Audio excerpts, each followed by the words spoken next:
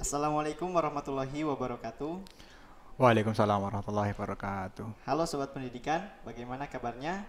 Kembali lagi bersama kami di podcast STKIP Al-Hikmah Surabaya.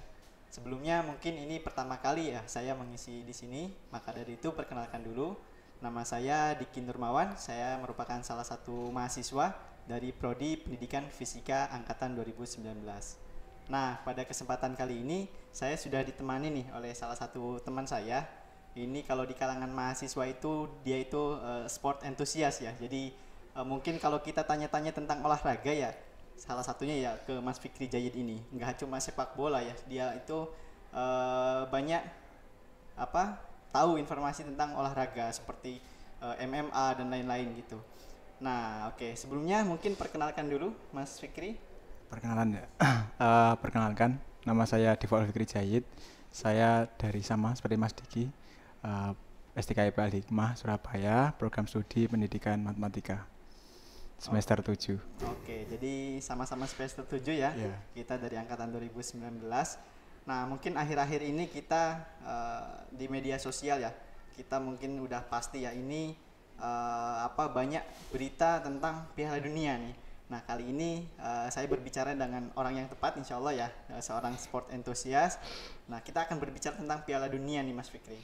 Nah, mungkin Mas Fikri melihat Piala Dunia tahun ini bagaimana nih menurut Mas Fikri? Ya, Piala Dunia tahun ini tentu berbeda dengan Piala Dunia sebelum-sebelumnya.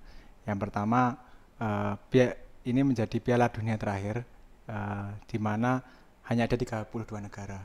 Yang nanti di tahun 2026, yang tuan rumah Piala Dunia di Amerika dan Meksiko, itu ada 42 tim. 42 tim. Nah, ini jadi Piala Dunia terakhir juga untuk beberapa nama pemain besar. Terus ini juga Piala Dunia pertama kali yang diadakan di Timur Tengah, lebih tepatnya di Qatar. Oke, jadi memang di Piala Dunia kali ini banyak hal yang berbedanya ya, Mas Fikri ya. Seperti tadi, ini merupakan Piala Dunia terakhir yang menggunakan sistem lama, sedangkan di tahun 2026 nanti akan menggunakan format baru. Dan yang salah satu hal yang menarik itu adalah dilaksanakan di negara Timur Tengah atau di negara Islam ya. Nah, ini Ya, merupakan hal pertama kali gitu dilaksanakan di negara Islam. Oke, melihat pembukaannya juga kemarin ya, Mas Fikri. Mungkin Mas Fikri ada tanggapan tentang opening ceremony Piala Dunia kemarin yang cukup menarik gitu, menarik banyak perhatian.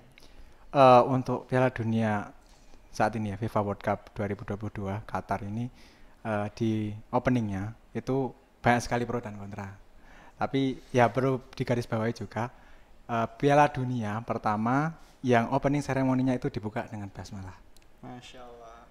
yaitu Oke, memang erat kaitannya sekali ya untuk Piala Dunia kali ini banyak walaupun banyak kontroversi tentunya dengan peserta-peserta Piala Dunia yang memang kebanyakan mohon maaf ya non Muslim ya mereka memang di sini sebagai Qatar sebagai penyelenggaranya juga harus memang benar-benar memegang teguh ya untuk syariat-syariat Islam yang mau dijalankan gitu. Nah, jadi oke, Masya Allah. Ya, memang Piala Dunia kali ini cukup menarik perhatian, entah itu dari kompetisinya dan juga negara-negara pesertanya, serta segala kontroversi yang ada di dalamnya.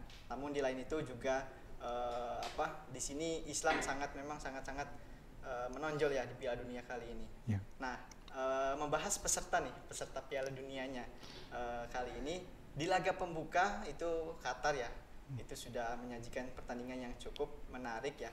Namun setelah itu ada kejutan nih, ada Arab Saudi yang mana berhasil mengalahkan Argentina yang digadang-gadang menjadi calon juara ya. Walaupun pada akhirnya Arab Saudi nggak lolos. Nah, Mas Fikri menanggapi hal ini seperti apa?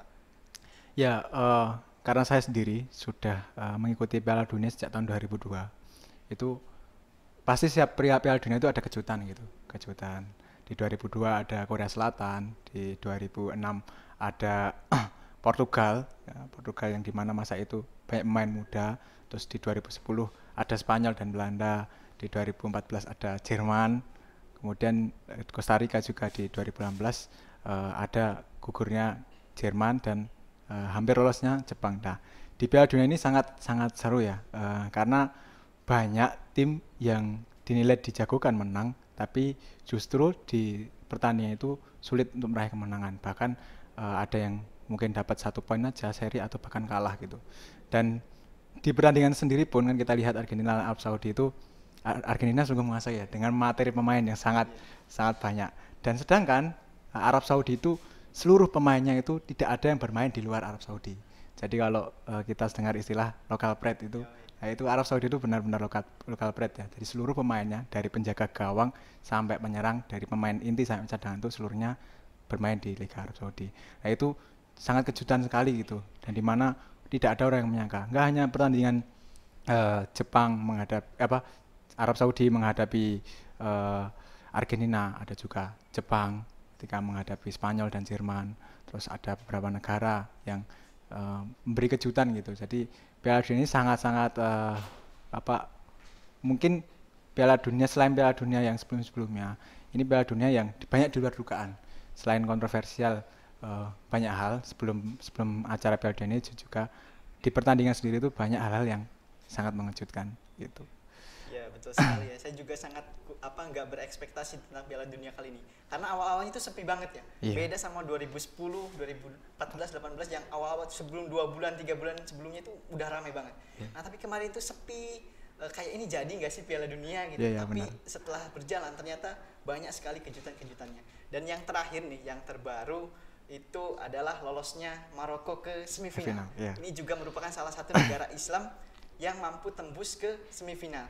Dan salah satu negara pertama Afrika ya, di benua Afrika yang lolos ke semifinal. Biasanya ya cuma dari Amerika Latin atau Eropa. Biasanya dua benua tersebut aja gitu. Menurut Mas Vicky gimana? Ya, saya sedikit mengoreksi ya. Tidak hanya Amerika Latin, terkhusus benua Amerika, baik itu Amerika Utara dan Amerika Selatan itu yang biasanya lolos. Menarik ini tentang Maroko ini, tentang mungkin tadi Islam sendiri. Maroko ini di luar dugaan gitu. Dari awal perjalanan Maroko itu sudah memberikan kejutan, di mana di pertandingan pertama menghadapi Kroasia yang di mana Kroasia adalah negara finalis Piala Dunia sebelumnya, ketika di Rusia itu ditahan imbang oleh Maroko, di mana Maroko ini timnya ini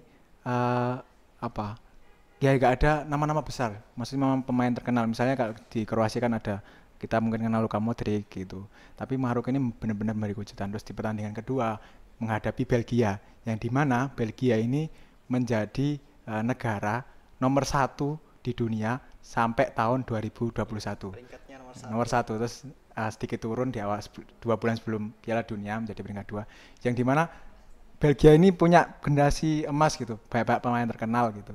Tapi harus kalah dengan skor yang lumayan gitu, 2-0. Terus di pertandingan ketiga itu juga di pertandingan ketiga grup juga mengalahkan Kanada dengan skor 3-1. Dan Maroko ini ya benar-benar di luar dugaan ekspektasi. Baik itu secara mungkin kita sebagai orang yang mengenal sepak bola dan juga orang-orang yang mungkin nggak mengenal bola. Maroko ini ada pemain sepak bolanya ternyata. Bahkan bisa sampai ke semifinal yang dimana mungkin lusa ya akan bermain, yaitu Maroko menghadapi Prancis, yang dimana Prancis ini merupakan juara bertahan Piala Dunia sebelumnya. Ini sungguh luar biasa ya Maroko ini. Ya bagi saya Maroko ini anomali di dalam Piala Dunia sendiri, karena ya kita pasti pengen menantikan kejutan. Di tahun kemarin kan ada Kroasia gitu yang sampai final. Tentu kita berharap Maroko ini bisa memberikan lebih, apalagi kalau bisa sampai membawa piala emas itu ke negaranya. Oke, dan ini ada sedikit fakta menarik juga ya teman-teman. Pada tahun 2013 itu Maroko pernah dikalahkan oleh Indonesia dengan skor 1-0 ya dalam acara Islamic Solidarity Games gitu. Nah itu juga menjadi suatu hal yang sangat menarik gitu. Ini juga memberikan mimpi ya buat timnas kita untuk suatu saat bisa juga bermain di Piala Dunia. Bahkan tidak hanya bermain, tapi bisa seperti Maroko yang sampai saat ini sudah melaju sampai babak semifinal. Nah selanjutnya seperti yang sudah saya sampaikan di awal ya, erat kaitannya sekali Piala Dunia kali ini dengan Islam. Dari yang pertama Piala Dunia ini dilaksanakan di negara Islam, lalu yang kedua ada Arab Saudi yang jelas ya pusatnya agama Islam mungkin ya. Nah itu juga bisa mengalahkan Argentina, dan yang sekarang masih berlanjut ini Maroko juga merupakan salah satu negara Islam yang alhamdulillah masih berlanjut sampai saat ini. Nah, untuk kira-kira untuk Mas Fikri kedepannya untuk prediksi nih, prediksi sudah ada tinggal 4 negara ya sekarang. Iya. Nah, ada 4 negara, ada Kroasia akan melawan dengan Argentina ya, dan ada Maroko akan melawan juara bertahan yaitu Prancis. Nah, kira-kira prediksi Mas Fikri itu seperti apa? Tentu kalau saya sendiri sebagai seorang Muslim melihat saudara saya yang bermain, saudara seiman saya bermain, tentu saya ingin Maroko yang maju ke final, entah lawan siapapun, entah lawan Kroasia ataupun Argentina. Dan saya harap juga pasti Maroko juara gitu.